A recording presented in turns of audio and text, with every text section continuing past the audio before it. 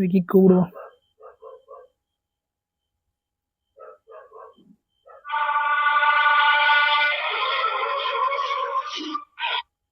Hello, எங்க விக்கி?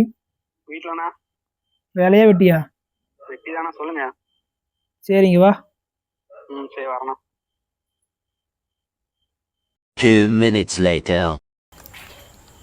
அண்ணா, ஏண்ணா கூப்பிட்டேன்? நாளைக்கு என்ன வேலை? ஒரு வேலை இல்லைண்ணா. ஏன் என்னாச்சு? கோயிலுக்கு போகலாமா? நாளைக்கா? ஏண்ணா இந்த ஒரு வாரமாக காலையில் மழை வர மாதிரி இருக்கு. மழை வந்து என்ன விக்கி? ஏன்னா பஸ்லேயே வர அப்புறம்? பஸ்ஸில் இல்லை, காரில். காரா? நீ எப்படின்னா கார் வாங்க சொல்லவே இல்லை. நான் எங்கே போய் வாங்குறது காரு? அப்புறம் கார் காவலையும் கூட வர மாட்டேங்குது.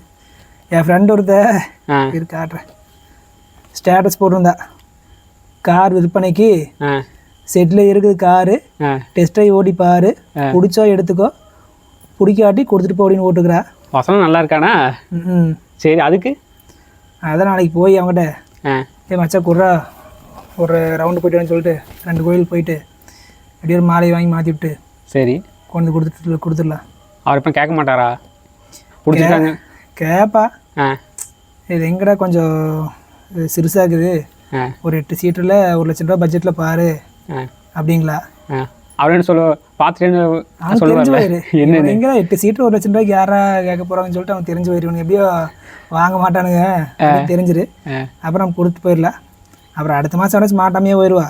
இது நல்ல ஐடியாவாக இருக்கானா?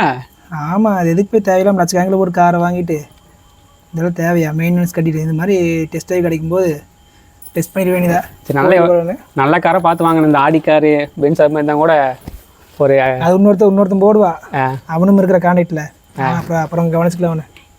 சரிண்ணா. சரி, நாளைக்கு ஒரு 8 மணிக்கு கிளம்பிடலாம். சரிண்ணா, 8 மணிக்கு போயிடலாம். சரி நான் போய்ட்டு காலையில் வரேன். ஓகே, பாய்ண்ணா. பாய்.